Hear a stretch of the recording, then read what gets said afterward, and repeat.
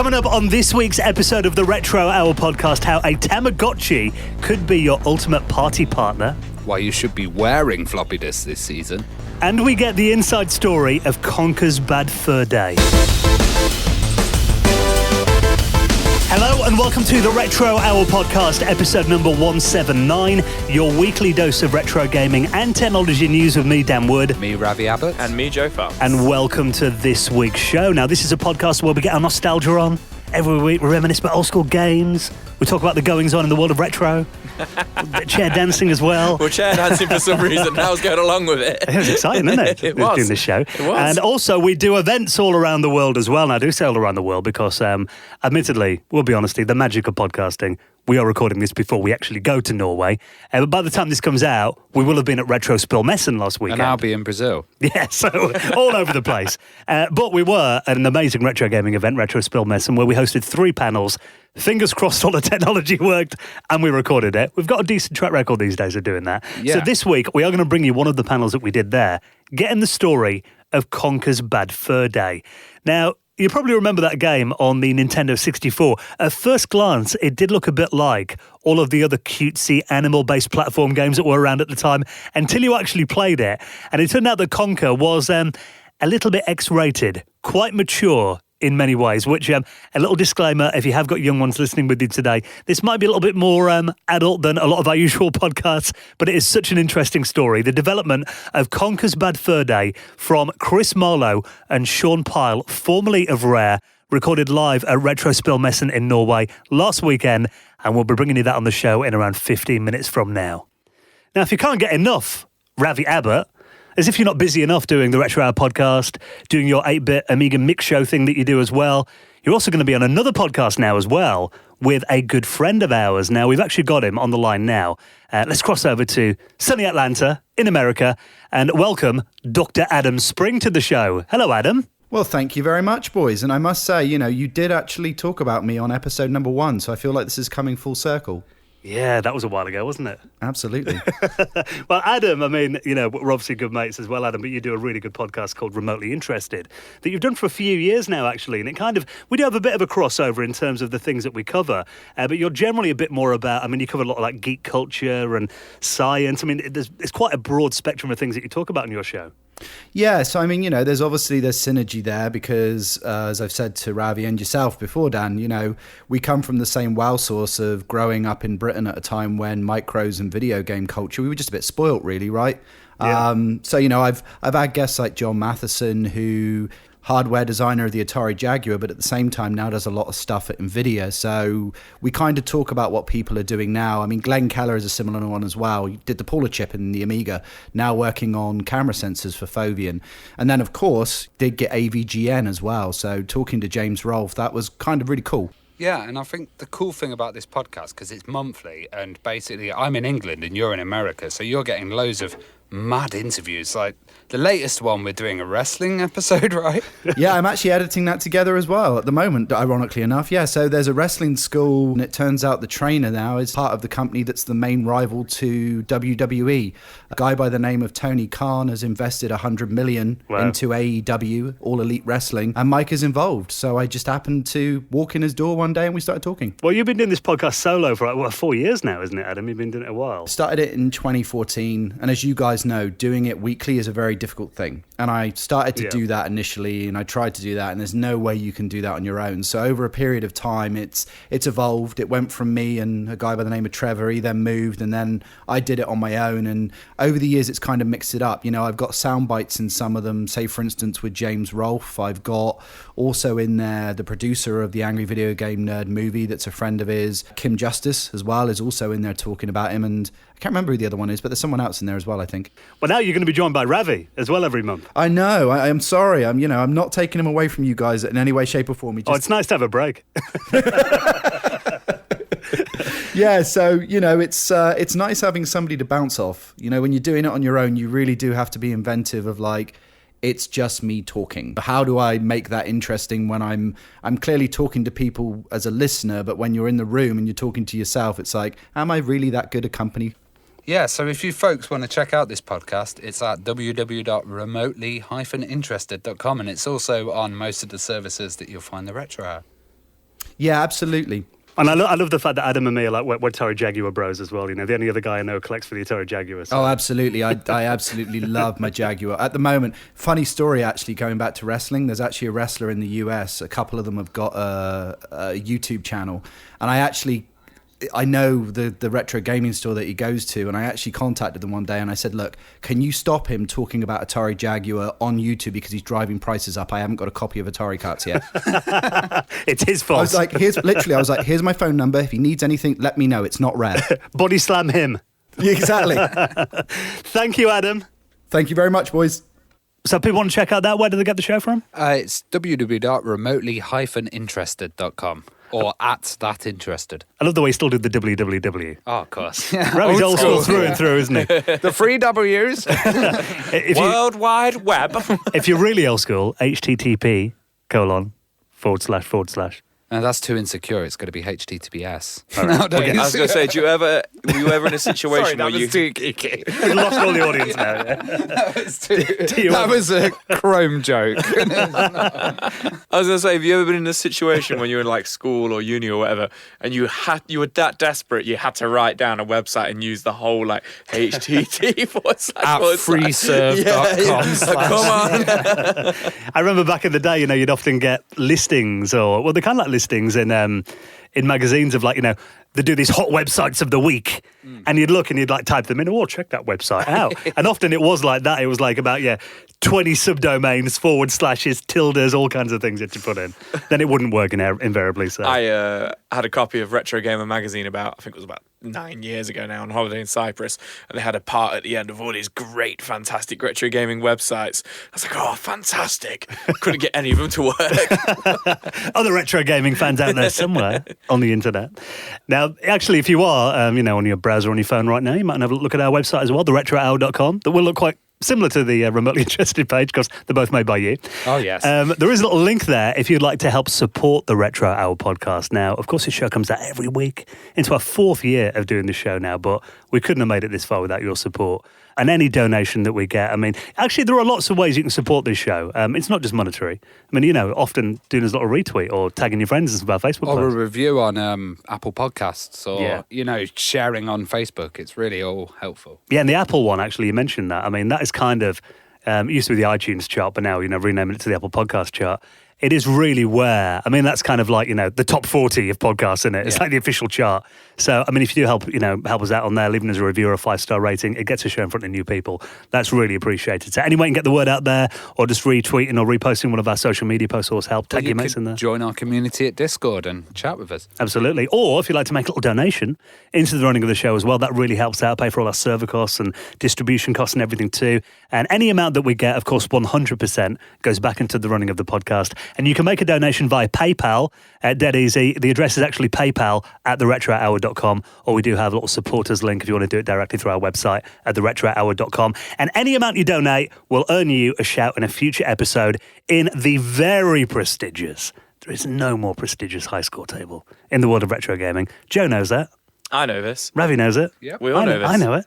And you will get your place in there. Now, this week, we want to say a big thank you to Stefan Riemer, Gary Heather, Philip Blanchard, and our good friend Paul Kitching, who all made donations into the running of the show, and you can do the same at theretrohour.com. Now, did you have a Tamagotchi back in the day? Naturally. I had about 3. Yeah. How long did they normally last then before they died? Juggling them to keep them alive. I couldn't handle one. Not very long. I remember my dad was a lecturer and he had one. He said it beeped in the middle of a lecture and he had to say to his class, I've got to go feed my Tamagotchi. And he ran and fed it. For God's sake. I remember we went on a holiday when they first came out and we went to the Lake District, and for some reason my parents decided to drive via Blackpool on the way home to get us all Tamagotchis. No way. And the buttons fell out of them the next day. Didn't win them at one of those like £1 machines, did they? Probably. Well, Tamagotchis always seem like a kind of kid's game, an innocence, and you can just play with it and have your little virtual We've pet. all grown up now, though. We've all grown up now, so they've managed to combine a breathalyzer and a Tamagotchi in Japan, and the word for being drunk in Japan, I'm going to say this really badly, is yoppo ari. And this is the yoppo arichi. Did you get yoppo ari'd much when you were out in Japan recently, Joe? Yes. I had to think about that. What did I do in Japan the again? night before my 30th birthday. What was it? Yaparachi. Yeah. Yeah, that happened. Well, with this one, what you can do is your Tamagotchi can drink along with you. So you can choose beer and wine. And then as you consume your beer and wine, your Tamagotchi gets more drunk. And you literally just breathe into the breathalyzer bit on the top. Yeah. And it checks the alcohol level and then, like, does that to your Tamagotchi. But also, your Tamagotchi can vomit everywhere. And you have to Who clean can up. kill it from alcohol poisoning the quickest? You have to clean up the mess afterwards. I love the little fantastic. animations they have on there as well. Like a little smiley Tamagotchi get a pint poured into its mouth. And it's got those little rosy cheeks on it too. And it's kind of cute. I do want one. Yeah, and I think it's just actually blow. Yeah. Just your breath. Yeah, they That's do the look breath. cool. That would be amazing once they hit the There's UK. like just a small filter on the top, isn't it? And you just blow into it. Imagine if the police pulled you over. Pulled out a Tamagotchi. That's it, sir. You're wasted. This Tamagotchi is off the scales. It means you never have to drink alone again, Joe. Look at that. Look at Absolutely, that. there we go. I wasn't alone. To think about that then. I have friends. I know your wife was there, Yes, sitting next to of you, course. disapproving looks at how much you'd spent on games. Oh, God, yeah, she did. Now, the Atari ST is a platform that we've talked about in the show before. Have you? We cover the But ST. I found this story about a new book that's coming out about the ST, and it's called Faster Than Light, the ST and the 16-bit revolution. Yeah. And this looks awesome. It's talking all about the very specific stuff that the ST had, which, everybody says it was good for sound, and they had built-in MIDI, but they were also really good at notation on the screens, and later ones had a DSP chip in there. So, they were really nice. Cubase, that was the Started on there. started software. So Fatboy Slim did all his Rockefeller skank and everything on the ST. And this book's just came out on Amazon, and it looks really awesome. So this is called When the Atari ST Was the Future of Computing. Faster Than Light, the Atari ST and the 16-bit Revolution. And it's only $17.99 in paperback. And looks like they'll probably do digital copies and all that, I imagine, too. And the thing is, I actually do like that they're doing a book about the ST because, the Amiga's had so many books and stuff. I've got a big stack of Amiga books Yeah. at home. I've got a few Atari ones, but they all seem to be focused on the Atari arcades or the classic old school Atari stuff like the 2600s, not the 16-bit era. Yeah, but also, the ST was released before the Amiga. Yeah. And it really kind of was that beauty machine. Yeah, exactly. So if you want to get a copy of that book, well, I'll shove it in our show notes, the Amazon link at theretrohour.com. That was your birthday recently, Joe. It was. Did you have a cake? Wow. I don't know yet because my party is actually this weekend, which you guys are not attending because you're in Norway. I miss So- Joe's birthday every year. So this is like the, I don't know how many years in a row. Third or fourth. All or right. fourth. I didn't think I was going to get shamed on the podcast this week. Well, This is your So- birthday party. This is my birthday party right now. So I got your chocolate bar, didn't I? So yes, this is true. So luckily, Dan's wife will be at the party, Yep. so she will be able to describe the cake to you upon your return. Well, I bet it won't be as cool as this cake. No, it probably won't be. It'll probably be just what's that, Percy Caterpillar or something. Well, I was searching for news, and I found this on Perth Now, which is a kind of Australian news site. Yeah. And there's this amazing queen of cakes, Julie Rafala, and she kind of creates these cakes in Perth, and she's just made a Commodore 64 one, and the joystick looks so real. That joystick is cake. I can't believe it. So And- Ravi sent this over, and I opened it, and I thought it was, at a glance, it was just, it was a Commodore 64. And then when I looked at it again, I was like, oh, that Commodore 64 looks ever so slightly wonky. And I was like, wait, it's a cake. Like, what's going on here? Now, this is a classic bread bin style Commodore 64. It's got a 1541 floppy drive next to it as You'd well. eat that floppy drive, wouldn't you? Oh, I get a slice out of that. That'd be delicious. An Atari-style joystick next to it, quite randomly. But also, what's really cool is they've actually got some basic code on the cake stand as well. It says, ready, load Stuart's 40th birthday, 8, 1. So that's so well done, though, isn't it? You remember my mum's cake that she made for us after the first year? That was like forgot about that, an Amiga a cake. melted Amiga. Yeah. Oh, and you brought it in and forced it on us. Yeah. Well, this. I'm sorry, Mum, but this tops it. Yeah, but thanks, Ravi's mum. It was nice. Yeah, She's never done us a okay. cake since. No, we should where's have the we second should have a anniversary bake off. and third anniversary? Yeah. Slacking a bit, your mum. Come on, Ravi. Now, we've talked about cakes this week. We've talked about books. What about something you wear? Yeah, so this is another totally random story. Sorry I'm coming with the random ones this week, but I just thought this is funny. So Ravi comes at me. Have you ever worn a floppy disk, Joe? It's kind of been Fashion Week, and Prada have been going around in Shanghai, and they've been showing all their latest designer clothes, and the theme seems to be floppy disks at the moment. So they've got this one guy, and his jacket's completely covered in floppy disks, but they're also saying that this new media, it's not literal floppy disks, it's pictures of them, but this new media of print, kind of print style, is the new fashion, and brightly coloured analog cassettes, 80s VHS camcorders, boxy jackets and bowling shirts. So retro is literally I'm just going hoping there's going to be a nice resurgence in 80s fashion, because I've always loved 80s fashion. You know what? Early 80s fashion, pretty cool. But then when you get to kind of late 80s and it was like shell suits, bum bags, which actually do seem to be coming back. Bum bags. Randomly, I keep seeing people wearing bum bags, but wearing them over the shoulder, across the chest. So where I work, there's quite a few young lads who work there, and I do see the bum bags over the shoulder. Yeah. You know, and I'm just like, you know, what is that? I'm sat in like my office, so like, well, I say my office. I'm sat across the office, and I'm just like, what is that? That's because they all want to look like a roadman. That's what it is. Yeah, that's what it is. The main thing I loved about I loved about 80s fashion was the power dressing. So the huge shoulder pads, the display your dominance with some shoulder pads. You come in next week like that, Ravi. Huge perm. You peacocking over there? Yeah. Peacocking. But it's so random that kind of even floppy disks like being displayed at a Prada catwalk show. It just proves how like mainstream kind of retro is becoming now. I actually I've got a friend of mine, Neil, who listens to our show, actually lives in Dubai. And he posted a picture, actually. They've got Virgin Megastore still out in Dubai. Oh, wow. And they've started selling 90s albums on cassette tape in the last couple of weeks in there. Wow. Yeah, so like here you get vinyl and everything. They're actually doing albums in Virgin Megastore out on cassette. That's interesting. It's all this looking back to the past to try and find out what's going to be new, and it's a weird thing. I just want to know how many people are going to see that jacket, that Prada jacket, and go, oh, the save icon's on there, the save button's on it. Well, of course, if Prada would like to, sponsor a popular retro gaming podcast, then we are open to offers. So if you want to check that out, we'll put that and everything else we talked about this week in our show notes at theretrohour.com.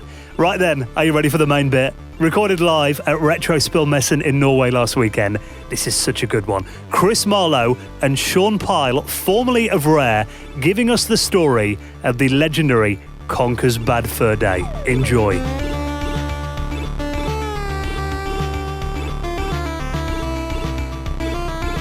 Good afternoon, ladies and gentlemen. Hope you're having a brilliant weekend at Retro Spillmessen so far.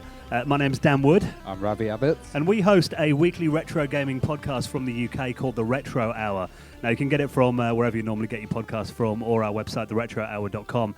And what we do is we talk about what's been happening in the world of retro gaming over the last week, and then we're joined by a special guest on our show every week. Now, these are veterans who've helped shape the games and companies that we grew up playing, and that's what we're doing this weekend at Retro Spillmessen. Now, the game that we're going to be talking about for the next hour, I should just say, if there are any young people in the audience, the game, and our guests as well, in fact, are rated mature, so there may be some adult themes discussed. But please give a warm welcome to our guests to talk about Conker's Bad Fur Day, Chris Marlow and Shawn Pyle.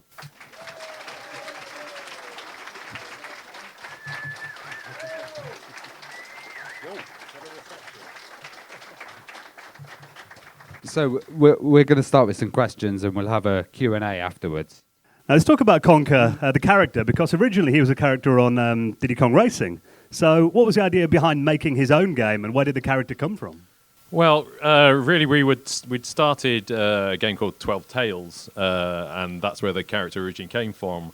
And we were still developing 12 Tales when Diddy Kong Racing was being developed, and at that point it was like getting all the all-stars of Rare, and it's going to be the new IP that was going to go out, so we're going to put this cutie little squirrel in the racing game. It's going to be lovely. And unfortunately, it didn't turn out like that. So we have some awkward history in Diddy Kong Racing of the character that never quite made it to the full game. Well, we all know that Mario 64 was like a completely revolutionary game. And same with Banjo and Kazooie. What kind of influence did you guys draw from those titles? Well, Mario, of course, was a massive influence for us. That was the game that we had in the office that we looked and went, wow, they've nailed that first time out the gate. That's amazing. Banjo, we were developing Conker at the same time as we were developing Banjo. Banjo came out first, but as we lived in little separate silos and were never allowed to look at each other, we weren't influenced by Banjo at all because... This is being very diplomatic here. A little bit. So we were doing 12 Tales, and we were a long way into it, weren't we? And there was a game at Rare called Dream, and it was this sort of mythical game that none of us had ever seen, and we'd heard so much about. And they came and they saw what we were doing, and we'd kind of really taken the Mario stuff and sort of given it a boost. So we'd sort of smoothed out some rough edges and stuff like this. And so Dream got transformed, as it were, into Banjo. So Dream was kind of a 2.5D game, and it became a 3D game because we already started doing a good 3D game. So we were actually quite a long way into 12 Tales before Banjo turned into Banjo. We did have sort of quite a magical day because, as I say, all the barns and all the games were very separated with our individual companies, and no one was allowed to talk to each other or see each other. Then we had this really, really odd day where the whole of the Banjo dev team got shoveled into one of our offices and they went, "Do it like that." Yeah, pretty much. They just saw what we were doing, and then they went off and made a really great game. But they made it much faster than we could. Yes, they made it faster. We could make a game, and then we took the 5-year route. Yeah, and I guess at some point during the time they were developing Banjo, we split and we became Bad Fur Day.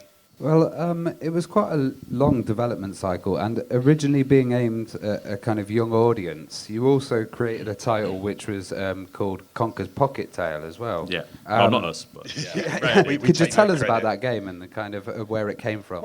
Well, I guess, Rare was always doing Game Boy Advance stuff, and they just saw it as another IP. We need to get a game out. So we had nothing to do with it whatsoever. So they based it roughly around where we thought we were going to go with 12 Tales. Lots of balloons. Yeah, and stuff like that. And they just went off. They were a separate team. And again, because Rare is this sort of gated development where you don't go and see what anybody else is doing.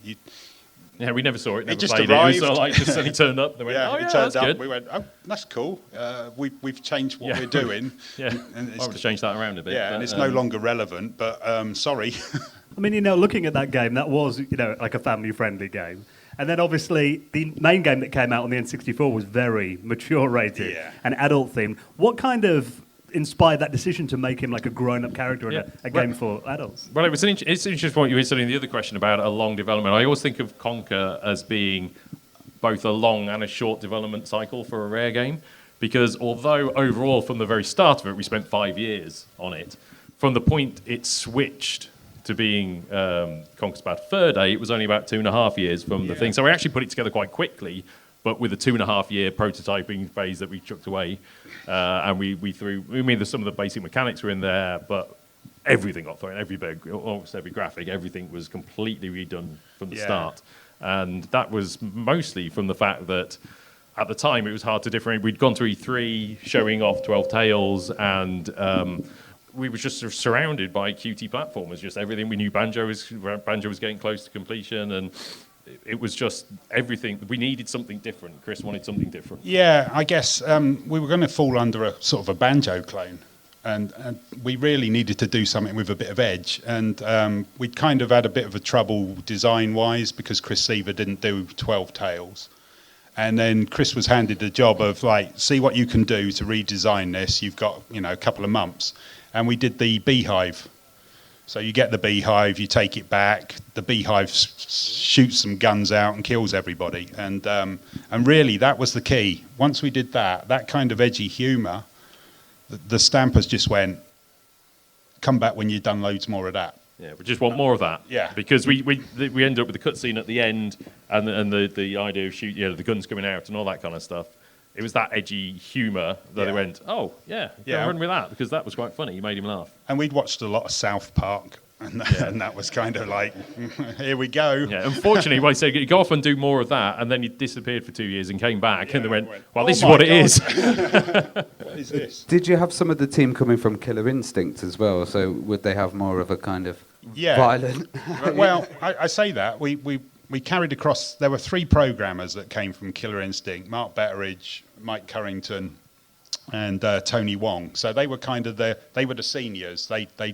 Mark had certainly been there like 20 years. Tony had been there, like 3 or 4. And so they took us under their wing because we joined straight from university. So the first game we were on was 12 Tales. And yeah, we the tail end of Killer Instinct Gold, we were there, but sort of making cups of tea. It wasn't exactly being the most helpful to finish a shipping game. You don't want to put your junior programmers on a few weeks before your game ships. And certainly Mark Betteridge was one of the owners of Rare, and his humour kind of meshed with Chris Sievers later on. So Mark was all for the violent stuff. Let's put some more in, right? And Mark wrote most of the movement, all the movement code in the game. So he's a genius at that style. You could always push. So Mark would push Chris. Come on, let's up it a bit more and have a bit more of this and that. So yeah, it was good to carry them across. They were super experienced guys, and we certainly learned a lot from them. So I was thinking of Nintendo in the 90s. I remember when like Mortal Kombat came out on the Super Nintendo and the blood had to be removed, and they're always very careful about that kind of family-friendly approach to games. And then Rare seemed to get away with a bit more. I mean, obviously stuff like Killer Instinct and GoldenEye. Do you think Rare had a bit more of a creative license to get away with a bit more than, like, say, for example, third-party publishers may? Yeah, definitely. Nintendo were very hands-off. So pretty much they knew that the Stampers were always going to produce a quality game. Rare was full of people that would make quality. So they kind of let Rare do their thing. They didn't interfere. They would only turn up, perhaps once every 6 months, something like that. So it was really hands-off, and they had a lot of respect. There was mutual respect. They knew, and certainly Rare was selling, millions and millions of games. So they kind of we sort of slipped through. They didn't get to see us until a bit later on. They may have been more worried than we ever found out. I think there's a lot was probably sheltered from us, and they went, no, it's fine. Yeah, and Nintendo were going, oh my God. What is this? But they were pretty good for that as well. The team was kind of kept away from any politics outside, we just got on with our jobs. And there was very little that we had to cut or remove. So we overstepped the mark a few times and had to be reined back in. But probably for the best. I was wondering, did you get any kind of trouble for parodying stuff? Because I've got a big list here. It's this is one of the great things about Conker. So the thing I always think about was like the Matrix section where we did that, the full cutscene Matrix, come shot for shot remake of the cutscene thing like that, and then quite shortly after Conker came out, the Matrix game was made, and that had cost like I don't know however millions the license cost, far more than they ever made back from the game. And we were thinking, God, we should have paid for licenses for that, don't you think? But fortunately, Nintendo, the lawyers who are very hot on this sort of stuff, had said, well, actually, it turns out, fortunately, that there's something called parody law, and as long as you say that it's for parody, and you're obviously taking the mickey out of it, you can use whatever you like. We went, really? Oh, that's good, because we just made an entire game and never actually asked. So it was quite. I've got to say, I think the secret was we didn't think about it. We didn't. So we just went. No one said, should we Star use the Wars alien? or whatever? Alien. Fine. Let's just put it in, and I think it was probably a bigger problem than we thought.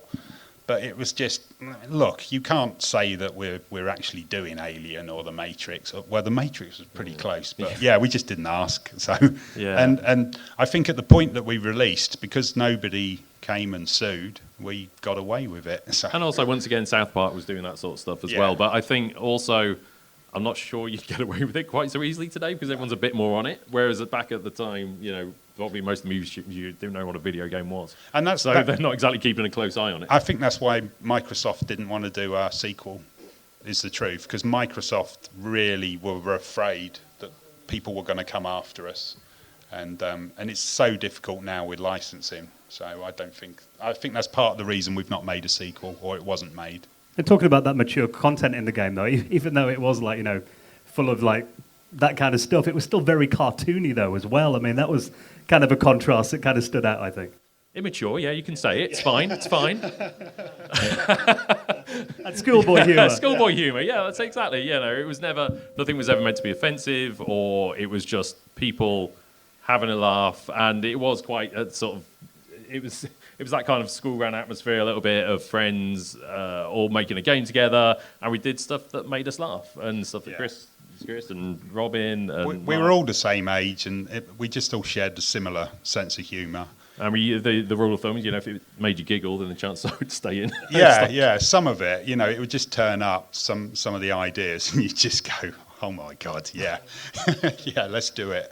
But some of the good things that obviously, you know, we'd see these cutscenes have been made. You know, Chris and Robin had disappear, or they've been had a very loose idea of what they wanted to say, or quite a loose script. But most of it was just completely improvised. Up in the two of them, like there they go. I'd say all of it was improvised, probably, apart from the singing. They just used to. It was kind of like a comedy duo. Robin Beanland did all the music and all the sound effects, and with Chris Seaver, the designer, they just bounced stuff backwards and forwards in the studio and then cut the good stuff. And what we'd always remember is that, like, as the game, we'd be making up the level or whatever, and the bit of gameplay being added into it. And then we'd get very excited any time they'd come down and said, oh, we've done it, we've edited together, we've recorded the next cutscene. And obviously it hadn't been, and no visuals had been, we'd just listen to the audio and everyone would huddle around and sort of snicker their way through whatever the latest cutscene was. And then a little bit later, the final cutscene would actually be put together and made. And quite often we'd be getting some good belly laughs out of whatever, or oh my gods from it all.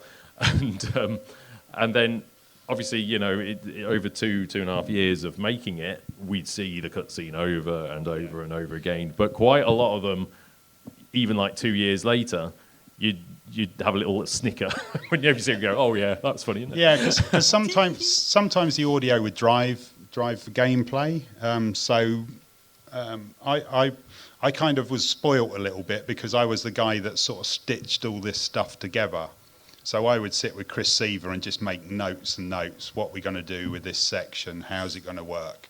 So I always knew what the punchline was going to be. I didn't know what the speech was going to be, but I had to put it together, and so a lot of it was spoilt for me because I knew what was going to happen before. But the other guys, sometimes you just show it to them on the team. You'd be sat there thinking, are they going to find it funny? And if everybody was just laughing their head off at the end of it, you were like, that's cool. I mean, we certainly overstepped the mark in some places. And now that we're a lot older and boring, we'd probably go, oh, I'm not sure I'd say that anymore. And I think Chris Seaver always says that because I still work with him. And sometimes when we play bits, he goes, ooh, ooh. Well, Conker kind of didn't take the game seriously himself, and would, in the glitched out section, would actually break the fourth wall and talk to the coder himself and programmer. Who came up with that idea? And you don't see that much, do you? Yeah, well, Conker is Chris Seaver. Chris Seaver is Conker. It was like almost 100% him. And that was something he did to us quite regularly. It was like a conversation he'd have with us. You know, it'd be like, you know, whatever, the game's broken, and then he just had that idea of that when he got to the end, and the alien thing just went, all right, how do we get from here to where I need to be? I'm up in space, we're doing all this, what are we going to do to get back to the final bit of the game which we need to do? And then he just went, well, let's just pretend the game's broken, and we just put all the cutscene support in for like all the typing appearing and all this kind of stuff. And it's getting quite hard for us to remember how all this stuff came about now. We're reaching that dangerous age. Well, I am, certainly. But it would have literally just be what Chris said. I mean, what we did with the game is we started at the beginning, roughly, and we started at the end at the same time, and then we worked to the middle, so that we could just get rid of the middle if we couldn't have time. You know, we just say meanwhile or sometime later. So that was key to our success in managing to get it all done, was that we kind of worked from both ends.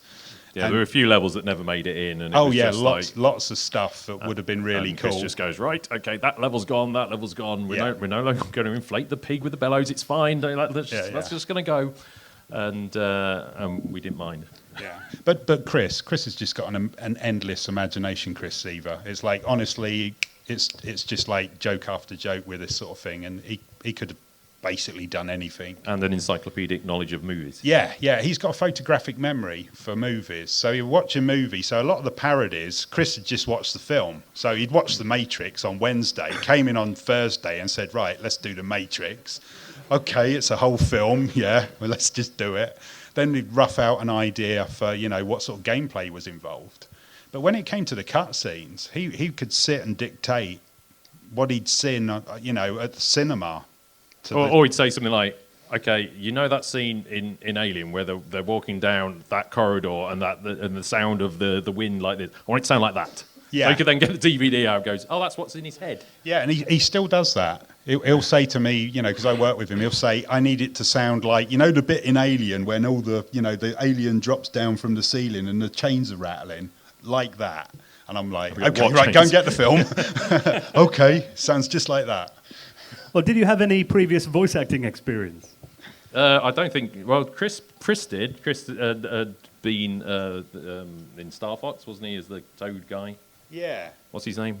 Slippy. He was Slippy. That's right. So he did Slippy, and he. At Rare, we never hired voice actors. It was just like anyone. Right? Anyone fancy doing this? Anyone got a silly voice? We were very cheap. We were very cheap. That was our number one feature. We need some expensive voice acting. Get one of the programmers. Yeah. So I'm sure it's quite a well-known fact, but Chris Seaver did all the voices in Conker bar 2.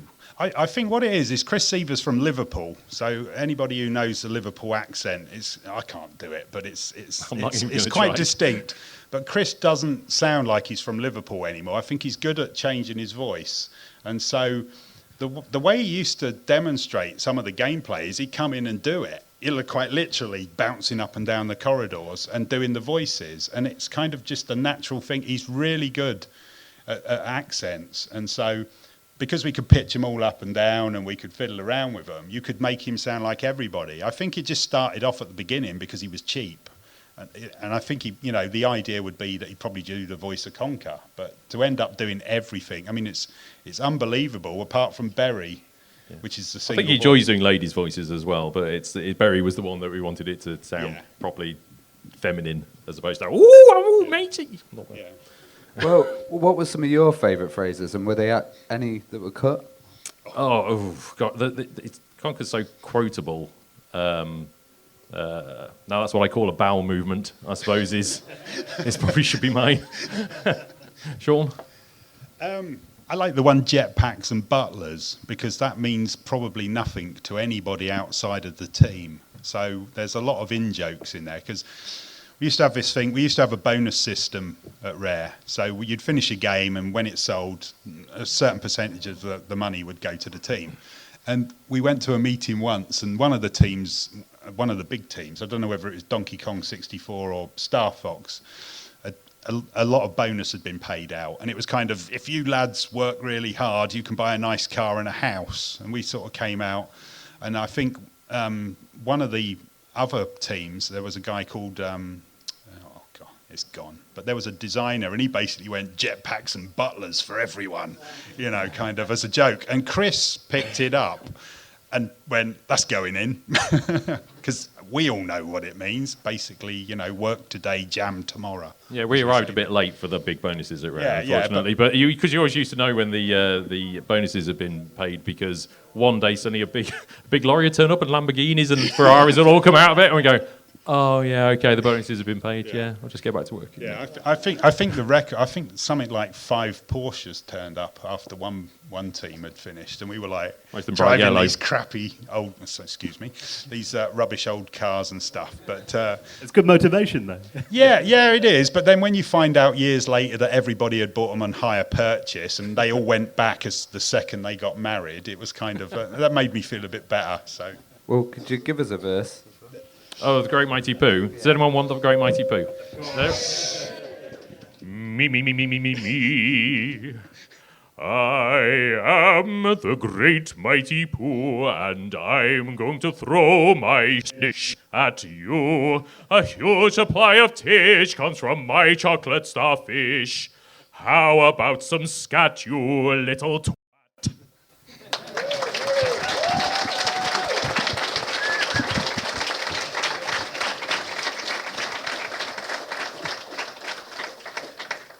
following on from that's quite difficult, actually.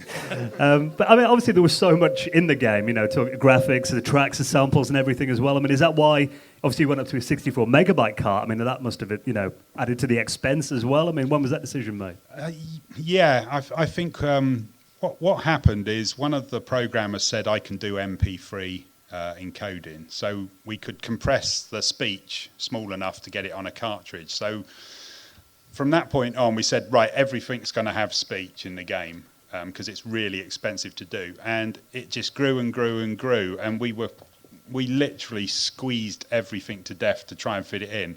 But I think it was something like 42 meg of the 64 meg cartridge was audio. I think it was higher than that, actually. It might have been 48. So basically, we couldn't have released the game. Well, we could have released the game on a tiny cartridge if we took all of the speech out. The speech was the killer. It was just vast. Yeah, at the time, Grant Kirkhope on Banjo said it was impossible. Yeah. Impossible to do. So we went, right, okay. Yeah, that was it. That's all we need to hear. Yeah. We're going to do this. He said, you can't do full speech. Can't do full speech. It's got to be... No. And we go, no, I think we can do better. That's quite a good impression, actually. So, hello, Grant. We love you, Grant. Yeah, so they said, no, it's impossible. Nobody can do that. So off we went, and we had a really cool guy called Mike Currington who wrote the MP3 decoder. So we managed to fit it all in. But yeah, it was touch and go. Turns out Grant was almost right. Yeah, he was almost close. Yeah. It was unbelievably close. I mean, we were literally counting stuff in at the end to get it to fit. But yeah, we had to go to 64, and so the price was huge because a 64-bit cartridge just to manufacture was nobody was doing it. It's the biggest cartridge. Yeah, so I think that's why we ended up at like $60, and $60 was like a huge amount back then for a game. So nobody bought it. And also, makes it great for all the retro revival events. So you can buy it for. It was released in 2001, and it was kind of one of the last 16 titles on the N64. But that led it to having really good graphics because you guys must have kind of learned all the techniques. Yeah, we had the benefit and the curse of being right at the end of the console, because at the time we'd had like 5 years of experience of getting every single thing out of that engine that it could do, just absolutely everything that we could think of. And had even more time to think about of that sort of stuff. I mean, we did the entire game without a debugger for a start off, which was amazing because literally, I remember right at the very start, we had I think it was called Code Warrior, Code Work, something like that was the debugger that came with the N64, the Nintendo supplied one, and Nintendo is 64 bits. It's like, but no one ever used it. It was only ever 32-bit registers, but everyone used them as 64-bit registers, and Tony Wong, who we mentioned earlier, said, I found this undocumented switch that if we turn it on, doubles the number of registers and makes us be able to do loads more optimizations, but we lose the debugger. And we'll take them, we'll take the registers, we're going to have them. Yeah, and we did it all with print statements. we had not a breakpoint, It was very hard to use. But we did some crazy things as well, because the N64 uses this, for graphics, uses this separate sort of language. It's got separate processors that nobody knew about other than us and, dev teams. And Tony just rewrote the whole of the microcode, it's called, so that we could have more lights than any other game. Now, we did that. It was just purely because it would look better, and Tony was like, let's do it. So he basically spent months and months rewriting this all the code was in Japanese. All the instructions. All the comments were in Japanese. The code was slightly better. There were some English words, but Tony basically figured this whole thing out, rewrote the lighting. We literally pushed it as hard as we possibly could. Yeah, it's also why it's so hard to emulate. That's why it was one of the hardest games to emulate, because we just did insane things that nobody else had ever done, like virtual memory. We had, let's say, because it was it's a cartridge, we can whip things out in and out of the cartridge quite quickly. So we did crazy things like the sky dome. So when you look around, there's the whole sky that we had it was a massive texture that we had to chop up into little 4K textures, because that was the beast texture the N64 could handle. And so we had all these little squares all the way around making up the sky dome, but we couldn't fit that in memory. So what we ended up doing was, as we only loaded what you could see, and then as you turned your head around, we'd be throwing away textures on this side and loading them in on this side. So we just did crazy Everything was like that.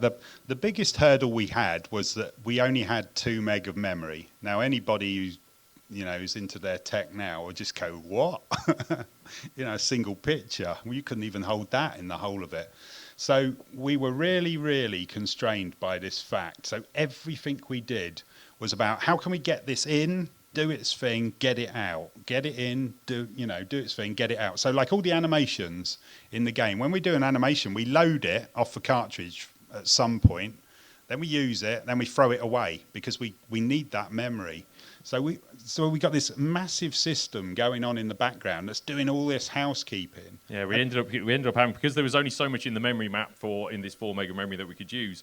There was only so much for code, and we actually wrote more code than would fit in the space we had for code. So there was a virtual memory thing ripping code in and out as we were going along. I hope some of you are following this. We're going off on a bit of a techie rant here, but yeah, you can imagine. But a lot of it was that we didn't really know what was possible and what was impossible. So we'd have these ideas and we'd just go at it thinking it must be possible. Surely it's possible, because there was no internet at Rare. So you couldn't go on Google and go, right, how am I going to do this? It didn't exist at Rare. There was one machine in a broom cupboard. You had to book time on it. You had to fill out a form to say what you're looking for. Purpose of your internet search. Yeah. Porn. Yes. So Chris Seaver probably wrote that. But so we basically had to invent stuff. So occasionally you'd be able to ask somebody on another team. Occasionally there were a couple. We always dealt with the GoldenEye lot. They were in the barn next to us. We were good friends. We had curries. So we shared odds and sods of code. They gave us their animation system. Chris and Mark Betteridge completely rewrote it and made it so fast that the whole company had to have it. They were like, give us it, So there was a little bit of that, but we were insular and naive is the word I'm looking for. We just went for it. When it finally got approved by Nintendo, what did they remove? I know there was a Pikachu scene that was removed. Yeah, there wasn't a lot removed. No. There wasn't a lot removed. There were certain scenes that are worse than others. One of the famous ones, and it tends to be weird stuff, like the stuff we sit there going, you're allowing that in? And yet other scenes you go, oh, why are you taking that out? But yeah, so there was one scene where there was the Weasel bosses, and it does the whole sort of Sopranos mafia sort of stuff. It was the Unforgettables, wasn't it? It's the bit where Robert De Niro clubs one of them to death with a baseball. A baseball bat, not a baseball. Yeah, a baseball. Yeah, that'd be weird. And that was. Yeah, so we had a little Pikachu tail coming across, and then one of them gets out a baseball bat and just bats off screen, bats it to death, blood everywhere, and goes, "You gotta catch 'em all." So we thought, this is cool. Well, that's funny. This will definitely go. Nintendo won't have a problem with this. Nintendo will love that. Yeah, and they just went, we license this stuff. Nope. Take it out. Another one was there's a scene where the pitchfork gets hung. Yeah. Oh, yeah. And one of the guys says prior to it, we're going to have a lynching, and it sort of cuts to these two guys, and they've got Ku Klux Klan hats on, and we were like, yeah, it's really funny, the Ku Klux Klan, and I think somebody in America just went, you don't want to mess with the Klan. So that came out. Was there anything that got through that you didn't think would? I'm not sure whether I can say these sort of things because we'll probably get sued now. But no, I mean, like the guy in the electrocution who gets electrocuted in the electrocution chair. Although we had to make him survive at the end. No, so, I think that was that in the remake? I think in the original one, the electrocution scene, there's a little teddy, a squirrel that gets electrocuted in a chair, and I think in the original it's like 30 seconds of him going, his eye falls out, eye popping out, and all sorts of stuff, and then I think he dies perhaps in the original, but when Microsoft came along, they went, this is a bit brutal, isn't it? So he survives, and it's much shorter. But in case you're wondering. You always choose the wrong switch. You can't choose the right switch at that scene. You always you will always kill that squirrel. Yeah, it's loaded. yeah. But I mean, the vivisection scene got taken out. Oh, yes, yeah. So there's a bit in that same scene, that same section in the hospital when you walk into the operating room. Now, when we first had that cutscene, they've got the teddies in the little surgeon masks and they've got the scalpels out, and there's a squirrel on the table, and they're actually operating on him live, and he's like, there's like blood everywhere again, and then he goes.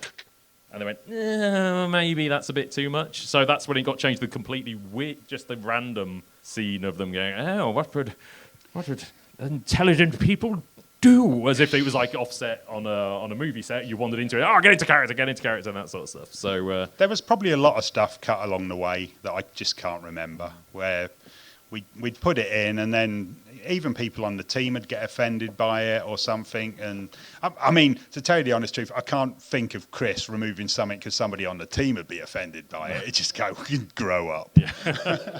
It's going in. If the person who made it offended themselves, that would be quite... Yeah. Well, yeah, I think Chris probably is of that mind now. He's offended future Chris. Future Chris has looked back a few times and shook his head at past Chris, but... Well, Nintendo wouldn't promote the game, so being a mature-rated game, did you guys kind of aim for different areas, and how did the Playboy kind of stuff work? Well, Beaver, well, Beaver is a exotic magazine that used to be in the UK, as far as I'm aware, if you don't know, one of the things he gets a magazine out, and you look at it, and it's like a big fat busted, slightly sort of adulty sort of magazine. So he's got an adult magazine. I don't think that made it. It's strange actually, because before I came here, I found, and I didn't know I had it. I had some old design documents from Chris, and one of them was Nintendo. It was an official Nintendo document, and it said how to market this game, and it was like, what are we going to do? This game is so unlike anything Nintendo have ever done. And I haven't read it for 20 years. And I'm looking at it, and you can see the fear of, like, this doesn't really fit into the way we make games, Nintendo, and how should we sell it? And I think what happened is basically they thought, oh, God, we don't know what to do to sell this game. Perhaps it will sell itself. So they kind of took a step back from it, but this document it's quite interesting because you can see the marketing guys are like, we don't know what to do with this. It's not Nintendo really, but we had a bit of a push, and we shifted an okay amount of cartridges, and certainly the company got paid really well for the work that we'd done. So, but it's made it really scarce. I mean, the game was promoted in other ways. I mean, wasn't it promoted in Playboy? Yeah, I think that's the American sort of side. Yeah. See, Nintendo of America loved it. Yeah, but even again, they just pushed it as this sort of really adult game, and it wasn't really a really good marketing scheme for it, because Playboy, who reads Playboy and plays games? It's like, really? No. Is there any? Yeah, two. So it was a bit of a strange one. I mean, to tell you the honest truth, we were so burnt out at the end of it that we were like, whatever. And we just went home. I mean, my first son was born like 2 weeks after we'd finished the game. So I hadn't seen my wife. I just went home and went, what's that bump? Who's this bump? Well, Conker's Live and Reloaded was basically with Microsoft, and how did the attitude change? What were they like? They were pretty good. I mean, Microsoft, when they took over, they've relaxed a huge amount. They're a little bit new games, so they're a little bit more hands-on and a little bit more used to pushing out Office than pushing out video games. So it's a very different way that people work. So it was a little bit of getting used to each other there, and obviously now they're amazing at it, but at the time it was the very first time coming into it. But a lot of sort of the flack that's thrown against Live and Reloaded wasn't really Microsoft's fault at all, other than the fact that Microsoft is a massive company that people like to sue. And people sue Microsoft all the time because they're a big company, they've got lots of money. So when we came to do Live and Reloaded, the original idea that it was going to be Live and Uncut, that was the original title of it. And the idea is, we'll throw some extra scenes in and do some extra bits and bobs on it. And unfortunately, Microsoft went, if you change anything, it reopens it up to be re-examined for parody law and all that kind of stuff. And people it's a big game. People know about it. Movie studios are a lot more used to suing people now, and you pushed the boundaries rather closely the last time. So really, there was a lot of stuff that we couldn't do, so some of the scenes, Chris we tweaked some of the gameplay elements, made it a bit easier because the N64 game is hard. It is really, really difficult. So we did a little bits of things. There was a lot of people who played Conker and didn't get off the training level. A lot of people. That controller probably didn't help. Yeah. And the problem is, we put all the hardest jumps in the first level and then never use them again. Because we didn't want it to be a jumping game. But the other thing was, that a lot of people probably don't realise, is that it just started out, we wanted to make a multiplayer game. So we wanted to make an Xbox Live game. So we said, well, can we use the Conker universe and do it? So internally, we'd kind of started doing that work. But the only way we could get it greenlit was to say, we'll redo the original game as kind of an extra. From our point of view, it was just something we were going to bolt on to the multiplayer, because we were really into the multiplayer. We thought we can do something really cool with all these characters. We played Quake 3 Arena a lot. Yeah, that was that was the thing that Chris was playing loads of, Quake 3 Arena. Yeah, and let's do one of these. Microsoft wanted Xbox Live, so we started off like that. So Chris and myself, who'd worked, we were the only two original programmers, because there were 7 on the original game. So we came in, and we didn't look at the single player. We had a group of new start guys straight from university mostly. We said, look guys, can you get this working for us? Because we couldn't get it work. We didn't have the time. And so that was kind of being developed separate to us.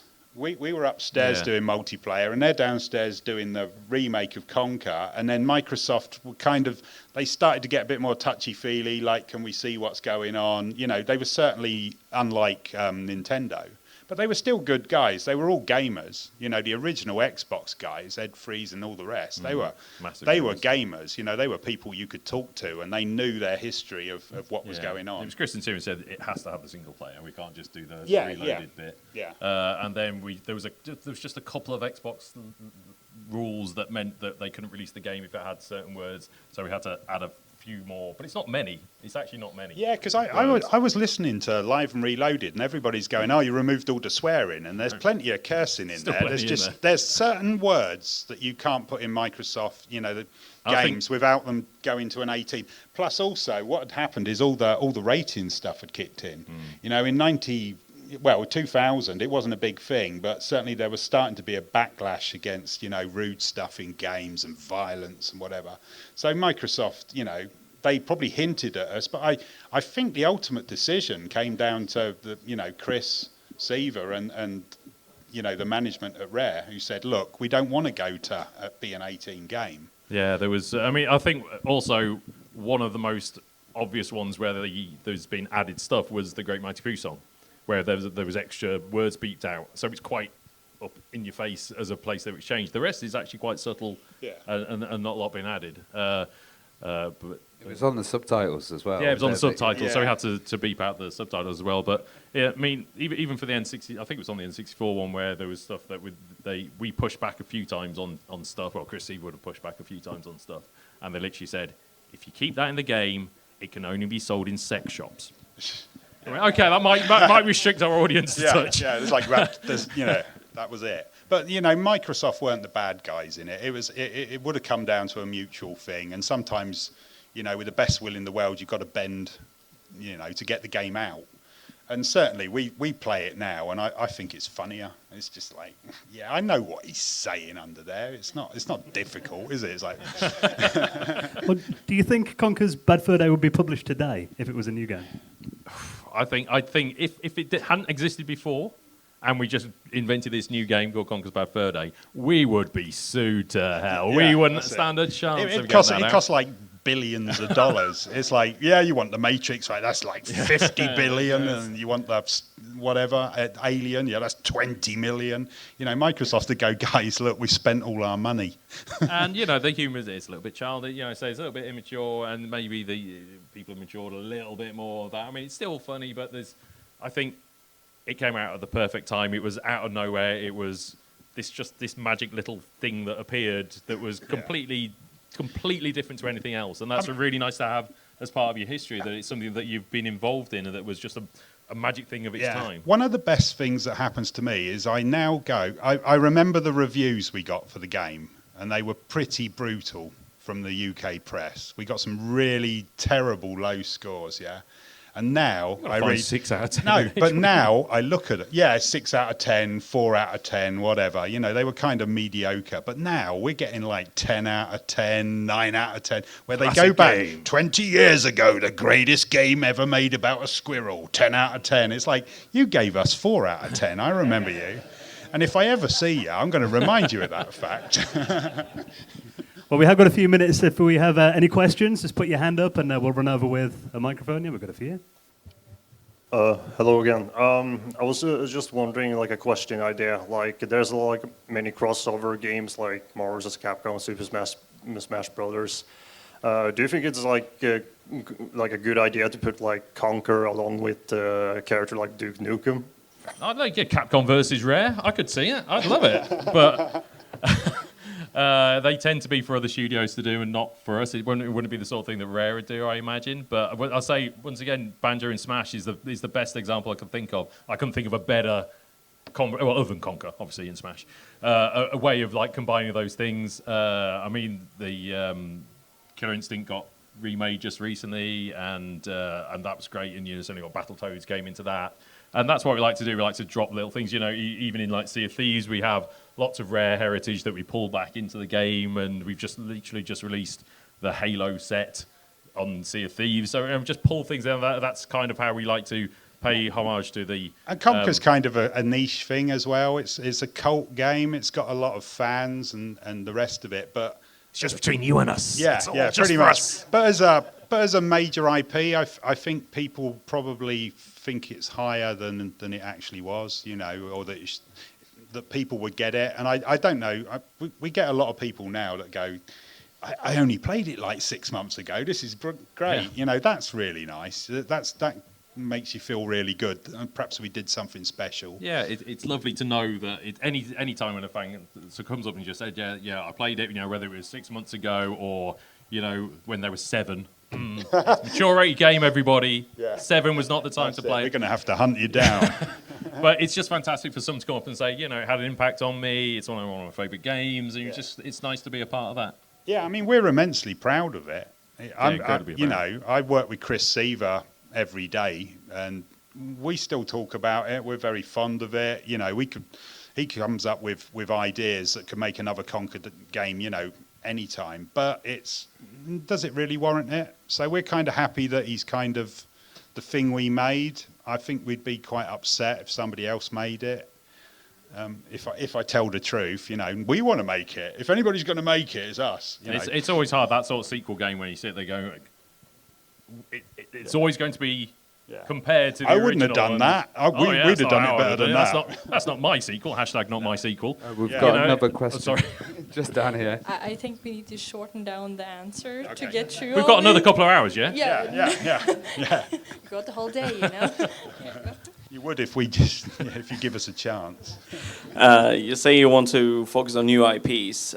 Would you ever consider going into the art section again and doing something like, you know, cuddly like Conker, and doing something raunchy and a little bit on the edge? Because if I remember from last year, you were talking about Nutty the Chipmunk. Oh right. Well, I could probably... Because Conker is really Chris Seaver. And without Chris, I think you'd struggle to get that. You know, it takes the vision of one person to drive these things. So I work with Chris a lot. And I should repeat the question, would we make another Conker Typey game? So Chris often talks about doing something in that kind of vein. Not Conker though, because we're a different little company. There's 2 of us, so we could never do Conker because it's owned by Microsoft. So Chris certainly would like to do something along that. You know, we still think it's a rich vein for a game, but we're 2 guys, so we can't make Conker. Yeah, and as far as Rare goes, you know, we wouldn't say no to anything. We look for the where the most entertainment is. Of course, it's more useful if you keep it. You're always going to get a broader audience. Like could have made Sea of Thieves with blood and guts and all this kind of stuff in there. But there are people who will target for that. But we want it as broad as possible. to get the players in, so you get the most amount of stories out of it and that sort of thing. So, but would we ever make a perfect dark, like super dark, perfect dark? Sounds great to me. But We have time for 2 more questions, if we're quick. So, I heard stories where they showed the demo or prototype build to like the Japanese president and the American president Howard Lincoln and Minoru Arakawa, and like the Japanese Arakawa laughed hilariously while the other wasn't really thrilled about it. Do you know anything more about that? And which one was which?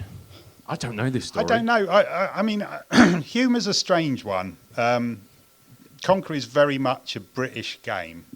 It's British humour, and so unless you share that, somewhere like Canada probably would get it really well, because Canadian humour to me, I can watch Canadian humour and I get it as a Brit.